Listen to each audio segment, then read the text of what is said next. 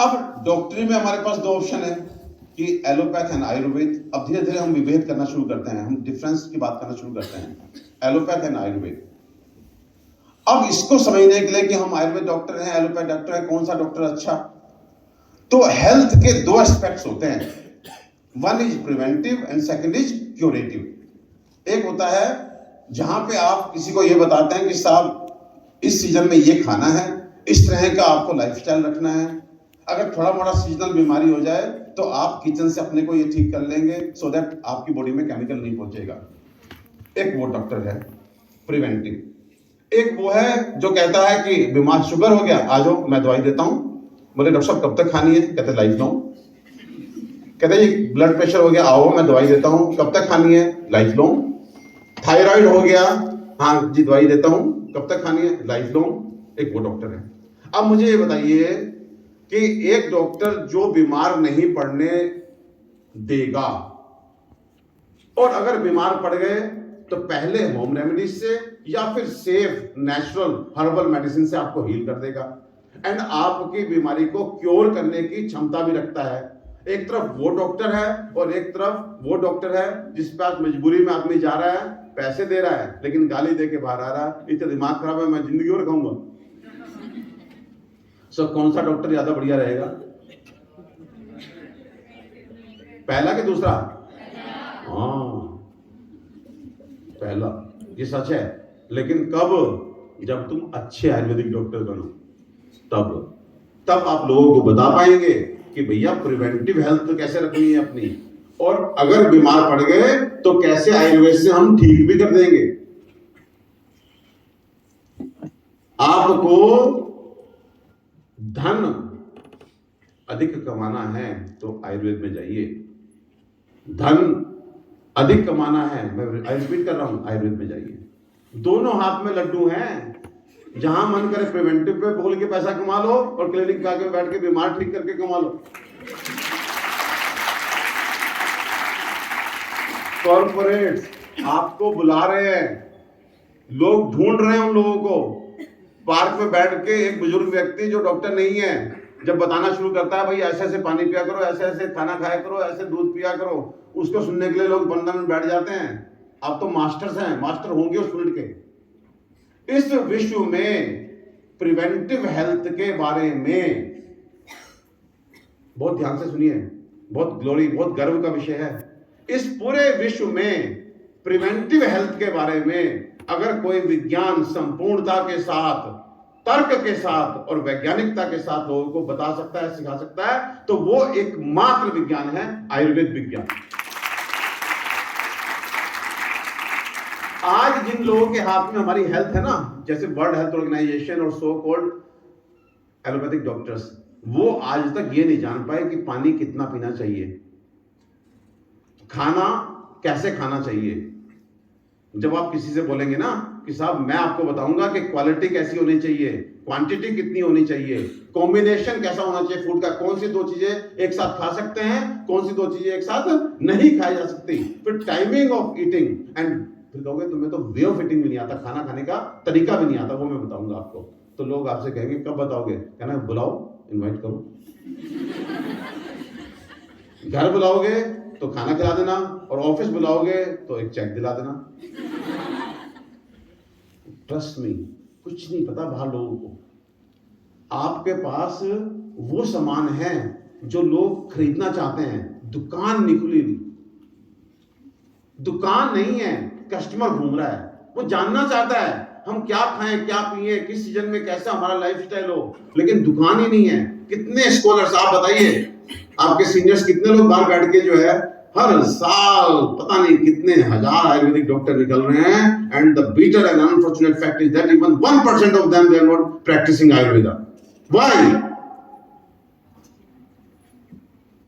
1% भी आयुर्वेद की प्रैक्टिस नहीं कर रहे हैं मार्केट में।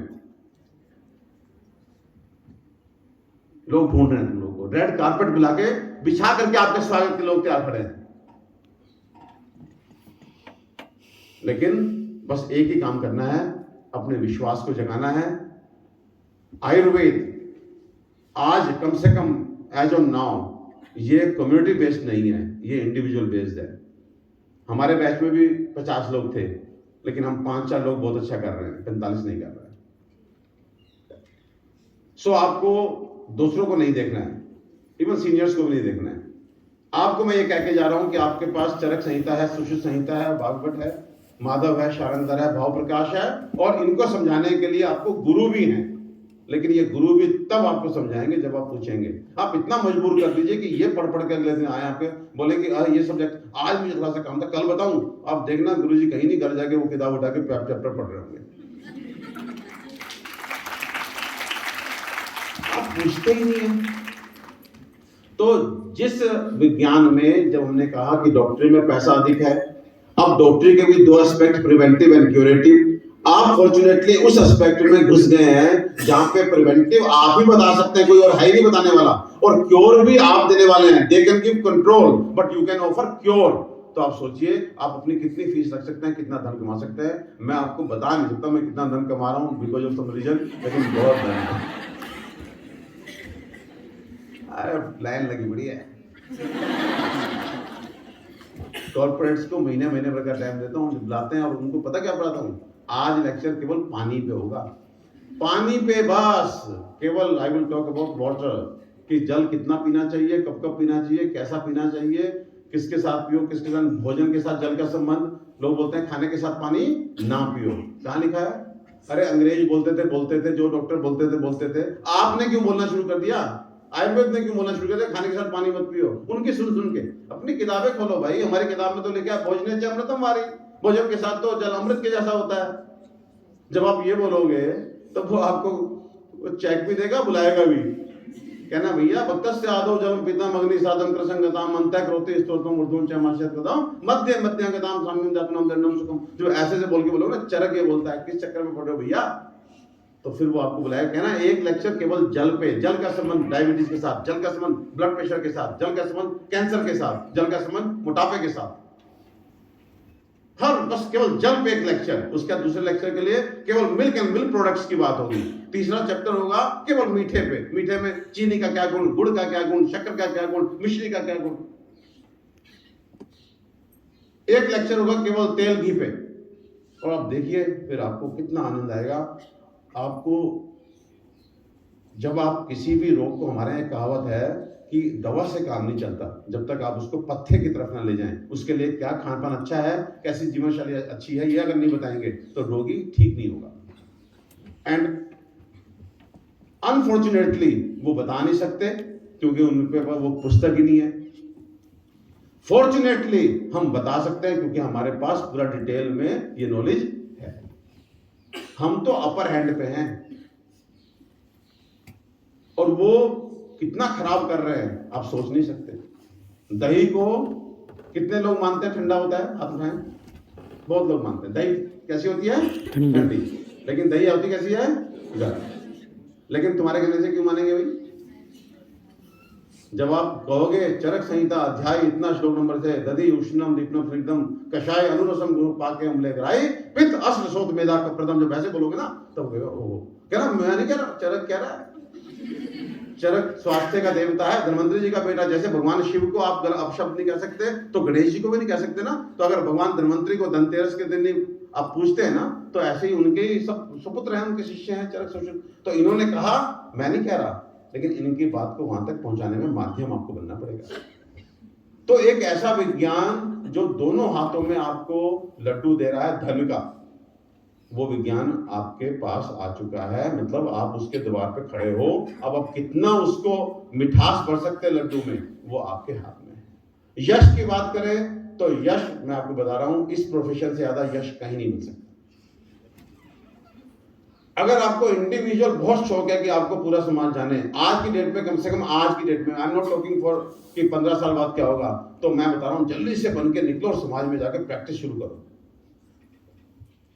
मेडिसिन के डॉक्टर, कार्डियोलॉजिस्ट, हड्डी के डॉक्टर, स्किन के डॉक्टर लाइन लगा के बैठे हुए। मैक्स में जाओ 15 फिजिशियन, आप आर्टिमिस में जाओ इतना, वेदांता में जाओ 40 फिजिशियन। आयुर्वेद के कितने डॉक्टर? गुड़गांव में कौन आयुर्वेदिक प्रैक्टिस करता है? सर ने खोजा, नाम मेरा है, मुझे बुला लिया। और जब तक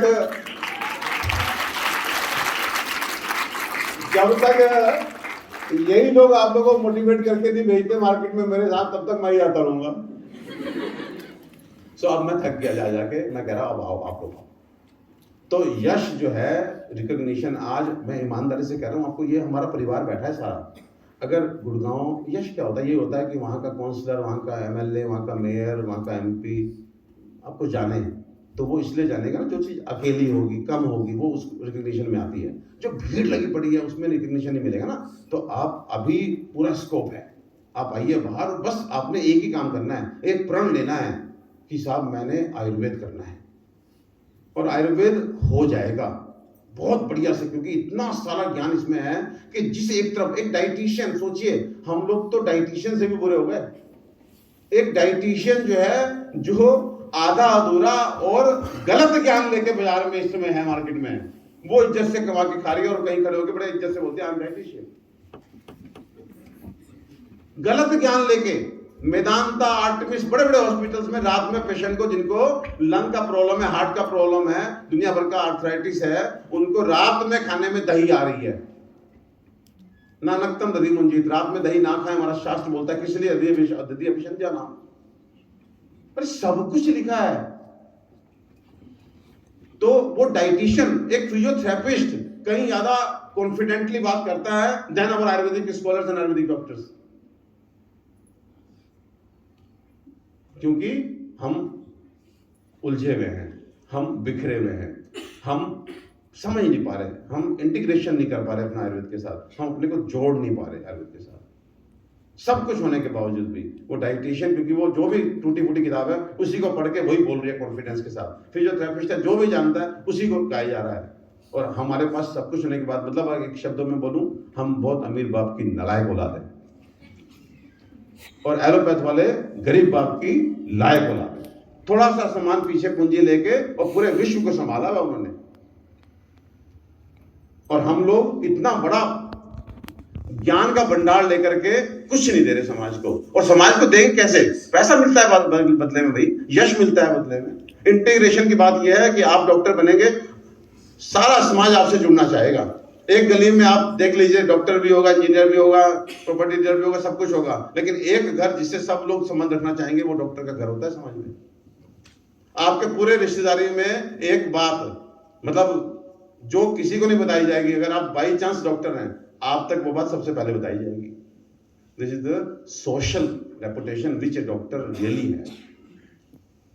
उसके बाद स्पिरिचुअल की बात करें, फॉर्चुनेटली हमारा जो आयुर्वेद है, इट्स ए वैदिक साइंस, वेदों से निकल के आ रहा है। जब आप इसको पढ़ेंगे और मन से पढ़ेंगे, श्रद्धा के साथ पढ़ेंगे, तो यू विल सी आपकी स्पिरिचुअल इंटीग्रिटी कितनी स्ट्रांग हो जाएगी। वो अपने आप ऑटोमेटिकली होती है, आपको उसके लिए कुछ नहीं करना।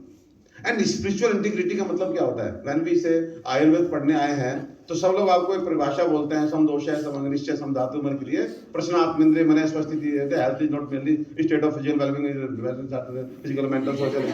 हां, स्पिरिचुअल हेल्थ का मतलब क्या होता है बताओ? What is spiritual health? एक लाइन में कोई बताए बच्चा, व्हाट इज स्पिरिचुअल हेल्थ? अभी नाम पाए मेरे से एक लाइन में। अगर आपने, आप बार बार बोलते हैं, आप तो कौन से ईयर के स्टूडेंट हैं?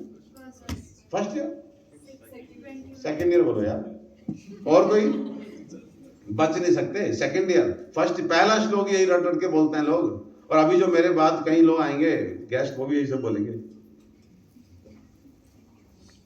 जानो एक एक लाइन की, what is physical health, what is mental health, what is social health, what is spiritual health, what is economic health. ये सब आपको एक एक लाइन की डेफिनेशन, प्रैक्टिकल बात करो बिल्कुल।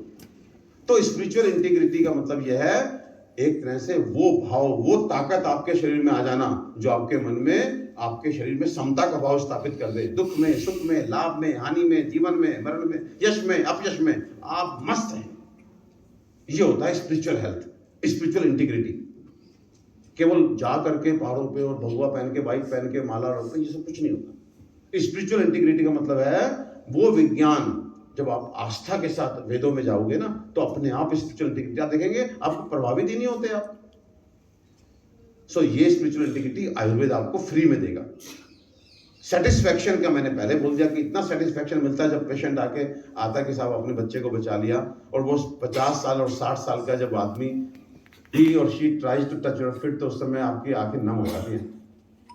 वो सेटिस्फैक्शन इस फील्ड में मिल सकता है।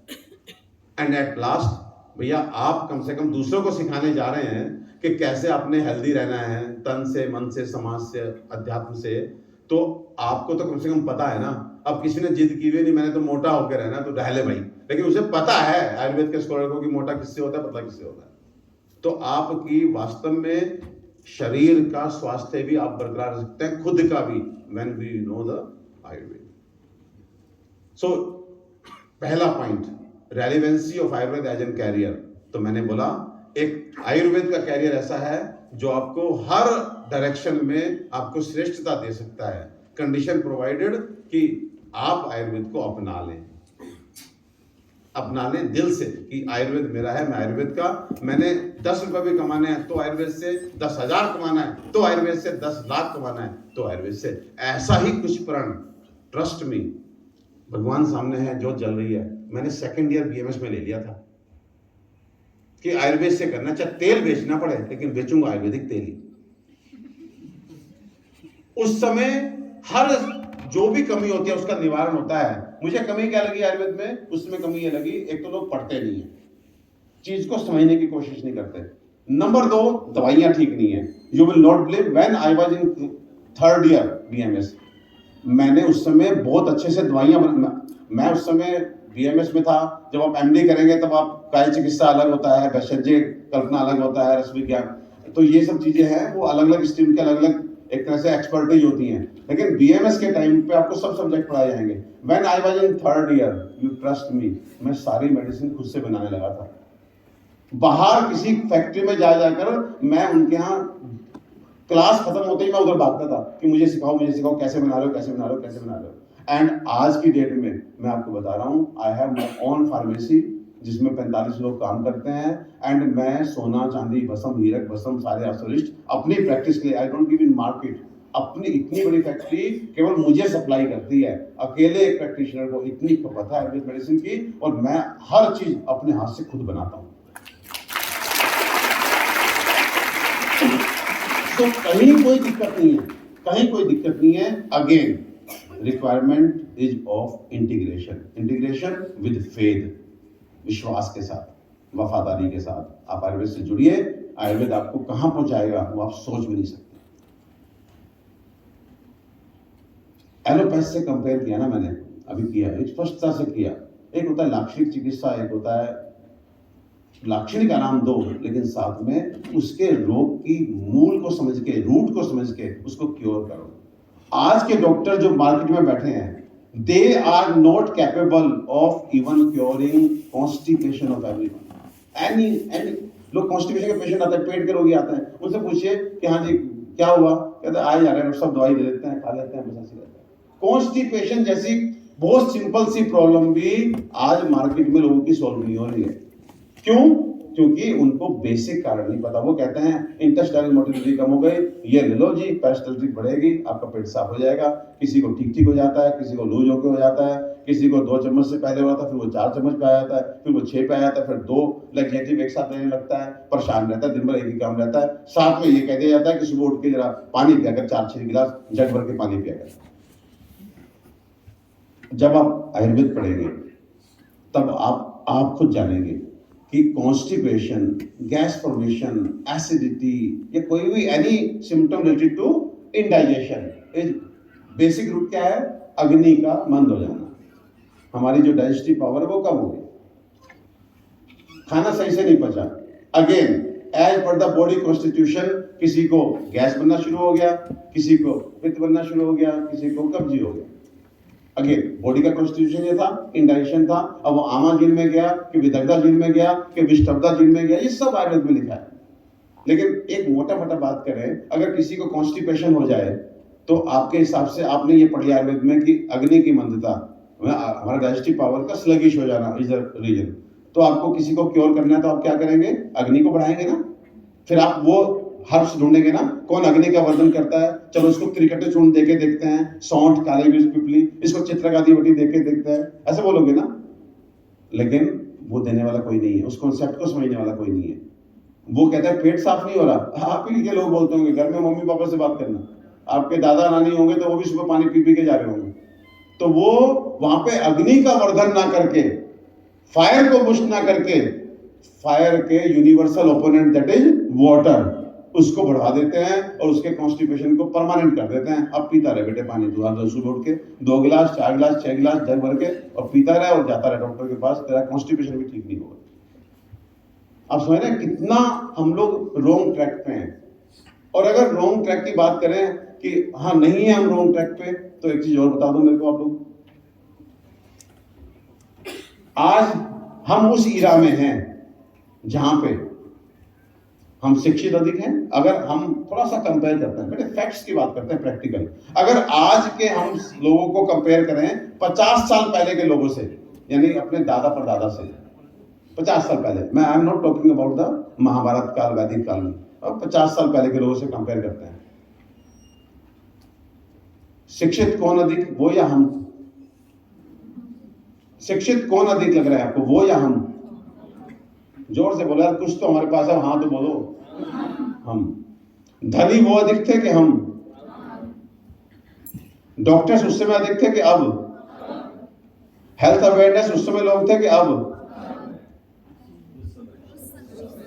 ना, अब बिल्कुल सही, अब हेल्थ अवेयरनेस है। कौन खाता था मल्टीविटामिन, कौन खाता था आयरन कैल्शियम? मैंने अपने लाइफ में देखा किसी मजदूर को जो बोलो लड्डू खा ले तो ऐसे हाथ पहुंच के खा लेता था। आज वो कहता है हाथ बहुत धो रहा हूं, जरा एक मिनट। पानी की बोतल, हम कहीं रेस्टोरेंट में जाते हैं, पता है आरओ से सामने लेके आ रहा है 7 गिलास में पानी, वी टेक हार्डली 1 सेकंड उसे बंद बोतल देते, बोलते 50 रुपीज का, कोई नहीं यार। रूटीन चेकअप कौन से होते थे पहले? सो सीधी सी बात है। एंड टेक्नोलॉजी की बात करें तो तब अच्छी थी कि आज? सो धनी कौन? हम। शिक्षित कौन? हम। टेक्नोलॉजी किसके पास? हमारे पास। डॉक्टर किसके पास? हमारे पास। हॉस्पिटल किसके पास? हमारे पास। और हेल्थ अवेयरनेस कौन? हम। और हेल्थी कौन थे? वो। अब भी कुछ बोलूं? कितने गलत ट्रैक पे हम चढ़ चुके हैं। हेल्थी वो और प्रोस्पेरिटी इधर नजर आ रही है। क्यों? क्योंकि बागडोर स्वास्थ्य की उन लोगों के हाथ में दे गई जिनको प्रिवेंटिव हेल्थ का एक पन्ने का लिटरेचर नहीं है।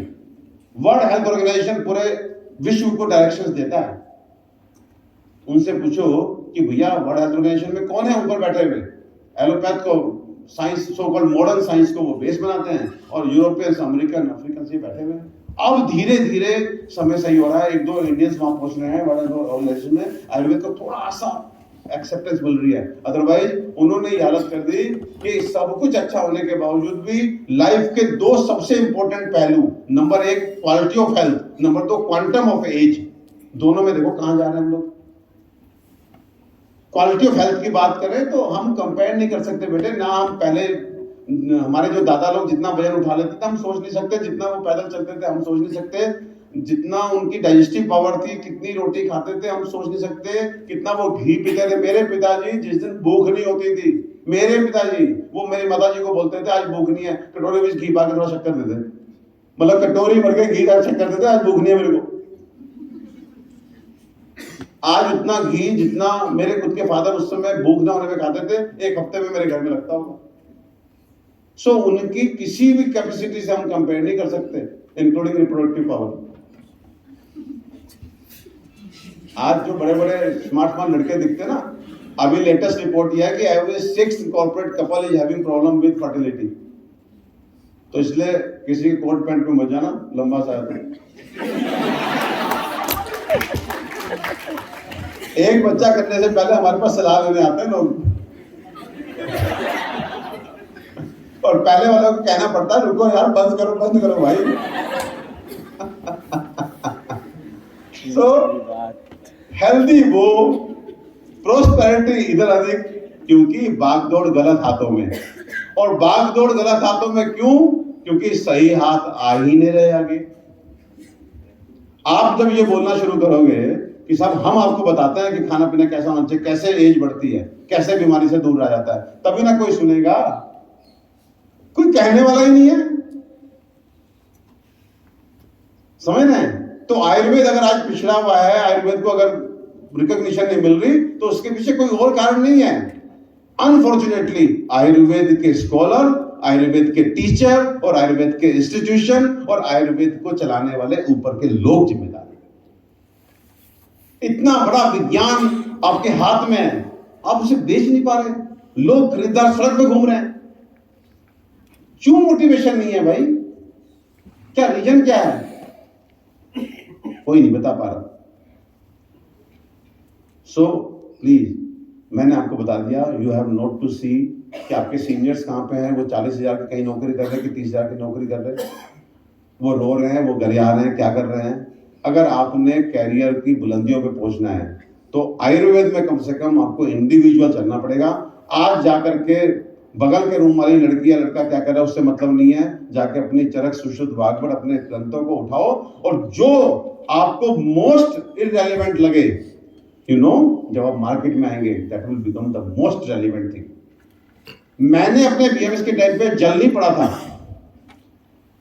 मैंने अपने बीएमएस के जल वर्ग, अब पानी, नदी का पानी, झरने का पानी, ऐसा लगता है क्या है यार। अगर पूछते हैं, आप पूछते हैं क्या एग्जाम में? कहते नहीं पूछते, हटा दिया। एंड जब इंटरनेशनल कॉन्फ्रेंसेस में गया प्रिवेंटिव हेल्थ पे और लगा कि ये सब 40 देशों के डेलीगेट्स आए हुए हैं, वो बोल रहे हैं, क्या बोल रहे हैं पता ही नहीं।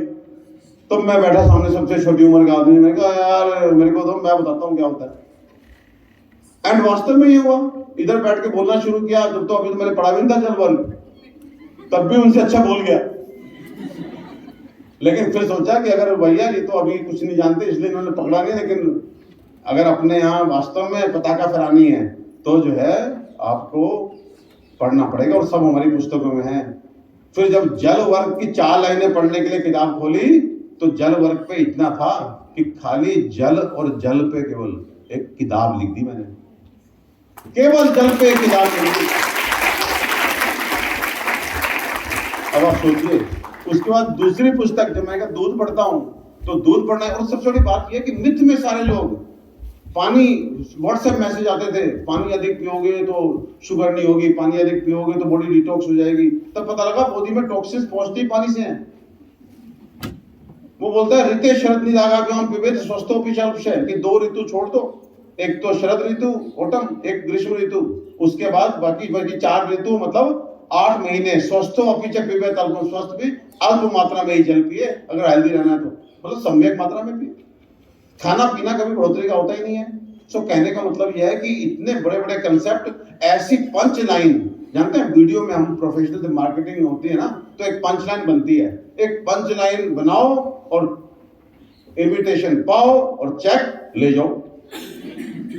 क्या पंच लाइन है? क्या आप भी खाने के साथ पानी नहीं पी रहे? बस।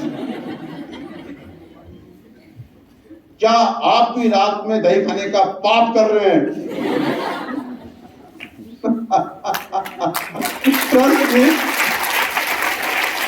आप एक लाइन, अरे आपकी तो चढ़ उठाओ और एक साथ अभी जो है जल्दी से, क्योंकि दूसरे भी करेंगे ना, तो आप अपना 10, 12, 20, 25 लाइन तो 2 दिन में लिख डालो। और देखो ना, तुम्हारी मौसी का, रायपुर वाली का फोन है कि सुन तूने ये वीडियो डाली है, बता जरा क्या चक्कर है। एकदम फोन आएंगे आपको और आप सच बोलेंगे क्योंकि आपका शास्त्र बोल रहा है। मैं फिर कह रहा हूं, दुनिया इधर से उधर हो सकती है, कुछ भी कहीं पे किसी चीज को दबाया जा सकता है, अंधकार में किया जा सकता है, लेकिन वेदों की वाणी को कोई काट नहीं सकता। ये शाश्वत है, ये सत्य है, इसमें कहीं से कोई दिक्कत नहीं है। मैं ट्रस्ट में, चाहे सूनर और लेटर वो ठीक ही सिद्ध होती है। तो इसलिए वेदों पे उसी तरह का ट्रस्ट करो जैसे आपको अपनी मम्मी पे ट्रस्ट है, कुछ भी है बचा लेगी, वैसा ट्रस्ट पैदा करो वेदों के ऊपर। अब आपको लग रहा है मैं इतना ग्लोरीफाई कर रहा हूं, इतना ग्लोरीफाई, लेकिन फिर भी क्यों नहीं वास्तव में रिकग्निशन है? ऐसा क्यों है? तो उसके पीछे ना, मैं सही बताऊं, मुझे ऐसा लगता है, एक तो सीधे सीधे मैंने आपको बता दिया कि हमारा प्रेजेंटेशन नहीं है, हम चीज अपनी बात को लेके बाजार में जा नहीं रहे। अब उसके पीछे मोटिवेशन नहीं है, या किसी ने आके बताया नहीं कि दही के बारे में बताने पे भी 50,000 मिलता है। तो आज ये तो मैं करके जा रहा हूँ कि प्रेजेंटेशन करना सीख लो, चीजें लोग लेने के लिए तैयार खड़े हैं, और बार बार हर कॉर्पोरेट वाले, एक में जाओगे दूसरा पता लगेगा, वो बुलाता है, तीसरा बुलाता है। मतलब मैं वीक में 2 दिन कॉर्पोरेट्स में जाता हूँ, वीक में 2 दिन। 70-80 पेशेंट रोज देखता हूं। अब एक्चुअली मैं इसलिए नहीं बोलना चाहता, इसलिए फिर आप हिसाब जोड़ना शुरू कर दोगे। मतलब मैं ये कह रहा हूं कि बहुत अच्छा है, बहुत अच्छा है, लेकिन इंडिविजुअली आपको दूसरे से फर्क नहीं पड़ना चाहिए। आप साथ में हैं, क्या होता है कि आप लोगों ने सब झूठे हाथ उठाए कि हाँ हम तो अपने विश से आए हैं, वो डीन सर बैठे हैं, सामने टीचर बैठे हैं, तो सबने झूठ बोला। ईमानदारी से दिल पे हाथ रख के बोलो, कितने लोगों की एमबीबीएस फर्स्ट चॉइस थी? हाथ उठाओ। अभी कुछ लोग, अरे नंबर नहीं मिले इस बात पे कुछ। अरे ईमानदारी से बीएमएस फर्स्ट चॉइस कितना, कौन ऐसे सोच गया मुझे बीएमएस करने जाना है? 4-5 लोग हैं, 2 झूठ बोल रहे हैं। चलो कोई बात नहीं। अगर मैं कहता हूं, अब सुनो मेरी इतनी बातें सुन के, अब कितने लोग आयुर्वेद करना चाहते हैं? आप करेंगे ना? और मैं भी आपको एक प्रॉमिस करके जा रहा हूं, आज आपसे बहुत दूर नहीं बैठा हूं। आप में से कभी भी कोई बच्चा ये कहेगा कि हम आपके पास आके खड़ा होना चाहते हैं, आपकी प्रैक्टिस में आपको देखना चाहते हैं, आपके फैक्ट्री में हम दवाइयां बनाना चाहते हैं, मैं डीन सर के प्रोजेक्ट में बोल के जा रहा हूं कि आपको कभी ना नहीं होगी। जितने मर्जी बच्चे मेरे पास आ जाओ, एकदम सच्चाई के साथ कि कैसे पेशेंट को अटेंड करता हूँ, क्या सोच के दवाई लिखता हूँ और दवाई कैसे बनती है, जाओ मेरी फैक्ट्री में देखो, दिन रात वहां रहो, मेरे साथ पीछे खड़े हो, देखो मैं बात कैसे करता हूँ, वो सब मैं बता दूंगा आप लोगों को। मुझे वास्तव में अब आयुर्वेद के प्रैक्टिशनर्स चाहिए। I don't want to go in researches, because Charaka Sushruta Vagbhata ने जो लिखा है वो विदाउट रिसर्च नहीं लिखा। और आज का विज्ञान अगर उनको तोलने की क्षमता नहीं रखता तो उनको गलत बोलने की जरूरत भी ना करे। आज का साइंस किलोग्राम में वेट्स लेके घूम रहा है, किलोग्राम में, कैसे? किलोग्राम में। और हमारा विज्ञान क्या है? इन नैनोग्राम्स। तोल सकते हैं? नहीं तुलता, तो फिर जो चीज समझ में नहीं आती उसे क्या बोलते हैं? ये बकवास है। तुम्हारे कहने से बकवास नहीं हो जाएगी। ये विज्ञान अटल था, अटल है और अटल रहेगा। और कोई चीज अगर प्रचलन में है तो उसका भी मतलब नहीं है वो श्रेष्ठ है, ये भी ध्यान रखना। आप कभी इससे भ्रमित नहीं होना कि ये चीज जब प्रचलन में है तो ठीक होगी, इतने बड़े लोग लगे हुए। कोई चीज प्रचलन में है उसका बिल्कुल ये मतलब नहीं वो श्रेष्ठ है। और उसका एक सीधा सा एग्जांपल, नंबर 1, इंग्लिश भाषा, most funny language in this world but international. अरे भाई, ये पटोसिस में ये पी साइलेंट क्यों है, हम टोसिस क्यों बोले? ये साइकोलॉजी में पी क्यों आएगा पहले साइलेंट? कोई ग्रामर, कोई नियम, कोई कानून। बट पुट क्यों? ब्रदर इन लॉ आ रहा है, डॉक्टर साहब जरा सही से देख लीजिएगा। अरे भैया हिंदी में बता, साला आ रहा है कि जीजा आ रहा है?